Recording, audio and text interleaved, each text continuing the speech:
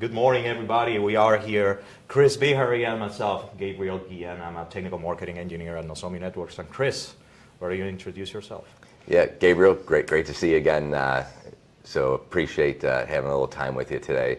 I'm Chris Bihari. I'm the CEO, co-founder of Garland Technology, and we're really excited about all the work we do together with Nozomi globally. So excited to chat for a couple minutes today. Absolutely. So it's been a while, so a few months since we got together and created a video. So we are really excited to be back here again and talking to you.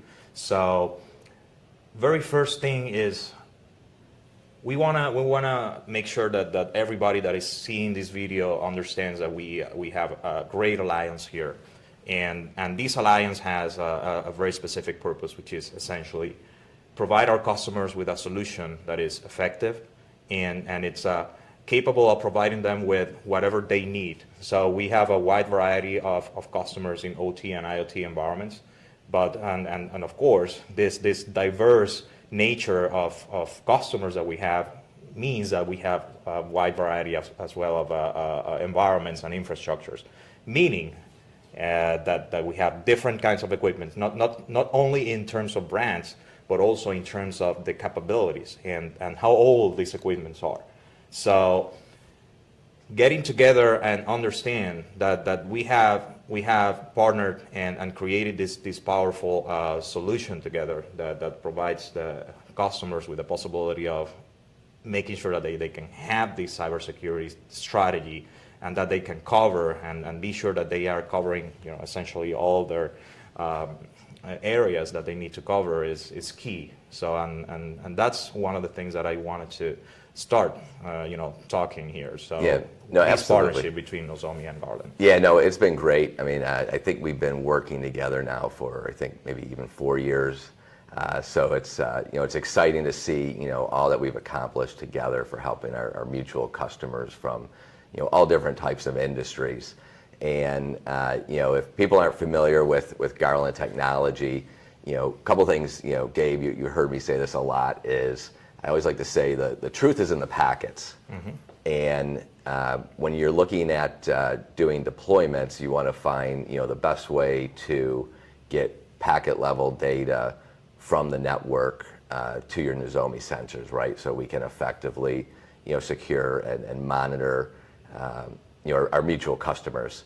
So in the OT environments, right, there's a lot of challenges and different things we run into. So we really found that by combining Garland Technology and Nozomi, it really helps deliver that complete solution for our customers. That is right, Chris. So the truth is in the packet, but what if we cannot get the packet? Right. That's the key, right? So getting the information out of the network is the challenge. So we have different ways of getting this information out of the network, right? So we could utilize port mirroring technology. We could use span. But what if we can't? What if we can't do that? So from the Nozomi perspective, that's a deal breaker. Right. Because if we can't get this information to our sensors, then we cannot analyze anything. We cannot present it to the customers, and that's where you guys jump in. Absolutely. So why don't you explain us a little bit? What do you offer from a Garland perspective to close this gap, which is a very common gap, right? By the way, right? So absolutely. So what do you guys have? Yeah. So you're right. You run into situations where customers have unmanaged switches. You run into situations where there may be a system integrator that's managing the equipment, right? So you have our partners from like a Honeywell or ABB that they have the you're not allowed to actually configure, use the span ports, touch the equipment. So for us, what we look at doing is utilizing network tap technology. So the way network tap technology works is you actually insert it between two network devices, and you do it at the wire level. So what's interesting is you don't, if it's a PLC to switch, if it's a switch to a router, you don't change the configuration of those devices. You actually insert the wire tap in between the two network devices, and and when you install these, you actually, it's recommended that you install them without power, because if it's a powered tap, you actually connect the device up and the traffic flows. And this is really important, right? Because in critical infrastructure, right, you need to have network uptime. So we have taps with fail-safe technology that if there's no power to the tap, your live network's still going to flow. But the beautiful thing is once you power that up, then from the wire, we're copying every packet. And what's great about this is the tap, there's no IP address, there's no MAC address. It's completely invisible to the network, so you don't know it's there, but it's going to copy all the traffic. So I always like to say, right, Gabe, you and I are talking right now, we put a network tap in between us, it's going to copy everything I say, everything you say, and it's guaranteed that, right? So when you look at challenging locations or parts of the network that you can't enable span or mirroring, network tap is a way to ensure that you're going to get a copy of all the traffic to your Nozomi sensors. So it's just a great way to solve that problem, and don't wait. Like, okay, well, maybe I can upgrade these to managed switches over the next 12 months. Well, you need security today. So let's not leave these areas blind. Let's make sure that we're putting the equipment in as soon as possible to start gaining that access that you need. And there are a couple things. One of them is in OT environments, it is very common to see equipment that lasts for 10 years, 15 years. So we can see switches there that are really old switches. So it is common. Absolutely. So people is just not motivated to change this. So, and if they are not motivated to change this, we shouldn't force them, but we should give them the possibility to obtain the data and to keep on being secure. Right. So, and that's what you just said, right? So you need security today. So you see the switches are working fine. You don't see a reason to change them. You don't want to touch it because it's critical. Right. But you need the security. The challenges are evolving. You need to be secure. You can still do that using these technologies. And while you were talking, I started thinking about something that it's a cornerstone for us in Nozomi, and it's the knowledge of the OT network and the devices that are behind. So when we create and when we deploy our cybersecurity solutions in Nozomi, we based our designs and everything on the fact that we have the intelligence to understand the equipment that we are dealing with. So you said something about not being capable of configuring or changing the configurations, let's say on one of these devices, or just the fact that these devices can be affected. So their performance can be affected if you enable a port mirroring or you enable one of these technologies, which obviously, if you put a tap on between the equipment, that's not going to happen because this is completely passive, right? So, and that took me back to how do we deal with all these things? So our strategy in Nozomi has always been, we know the equipment. So we have the intelligence to understand the type of equipment that we are dealing with. Not just the switches and not just the elements, so PLCs and the sensors and everything else, just the infrastructure itself. We know that. So we have Guardian. So that's one of our main products. So we have Guardian, it's a sensor, right? So and as part of Guardian, we have the possibility of doing something called a smart polling. So when you do smart polling, is essentially connect to a device to obtain information out of it. But when we do that, we do it in a way that we don't jeopardize the performance of this equipment. So if we are connecting to a PLC, we do it in a way that we know that nothing is going to happen to that PLC. Because if you do it from a generic point of view, you can harm the PLC. You can actually take it down because it doesn't have the right amount of resources to deal with these requests that you're making out of it. So why am I talking about this?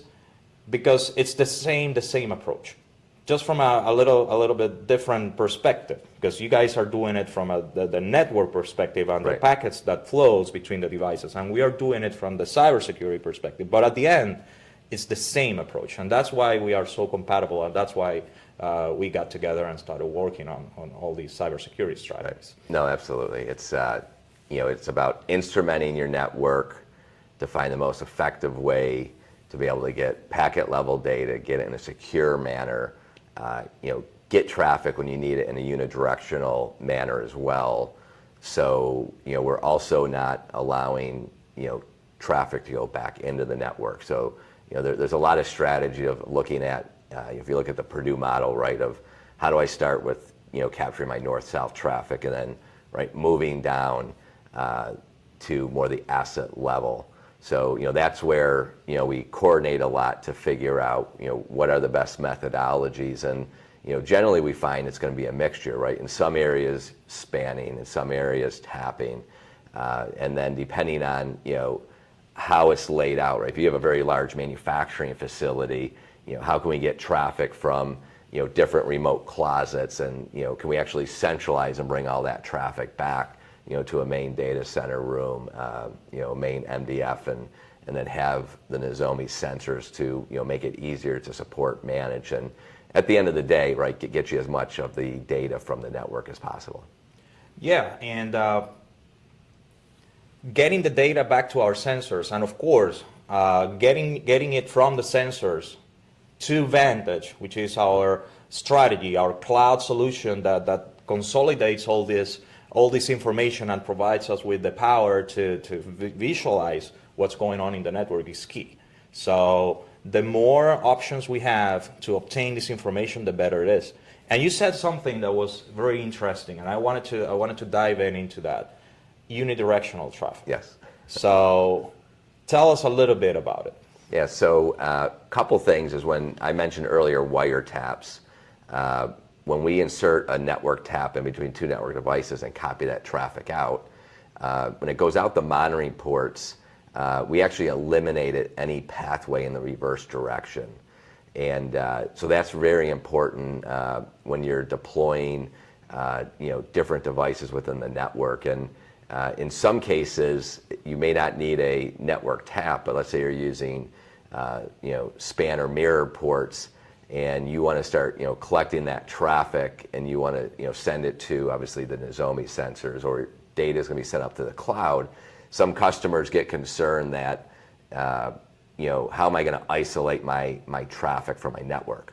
So our wiretaps that we've been doing for a very long time.